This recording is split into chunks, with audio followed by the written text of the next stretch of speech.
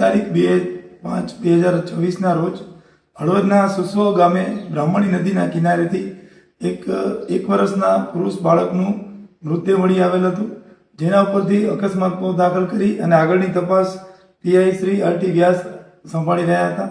દરમિયાનમાં આ બાળકનું ફોરેન્સિક ટીમથી મૃત્યુનું ચોક્કસ કારણ જાણવાનો પ્રયત્ન કરવામાં આવેલો હતો, પરંતુ બાળકની ઓળખ થઈ શકેલ નહીં. દરમિયાનમાં અંગત બાતમીદારથી જાણ થયેલ કે બાળકના પિતા ભૈલુ તેરસિંહ બામણિયા, જે રહેવાસી ધાનપુર દાહોદવાળા હોવાના માહિતી મળેલ અને જે રાયસનપુર ગામની સીમમાં વાસુદેવભાઈની વાડીએ કામ કરતા હોવાની ખાનગી માહિતી મળેલ.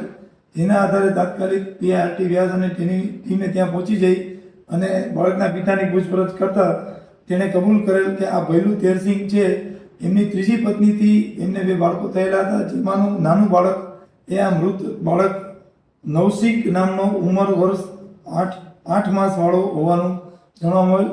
અને આ બાળક સાથે તે પોતાની પ્રેમિકા સહિત અહીં આવી ગયેલ અને અહીંયા રહેતો હતો. દરમિયાનમાં નાના બાળકે ખાવા પીવાનું છોડી દેતા પોતે એને મામાના ઘરે મૂકવા જાય છે એમ કરી અને ઘેરથી લઈ નીકળી અને ત્યાં નદી કિનારે ત્યજી દઈ અને પોતે ત્યાંથી નીકળી ગયેલ હતો, જેના કારણે બાળક છે તેનું વિખા પેટે મૃત્યુ થયેલ હતું.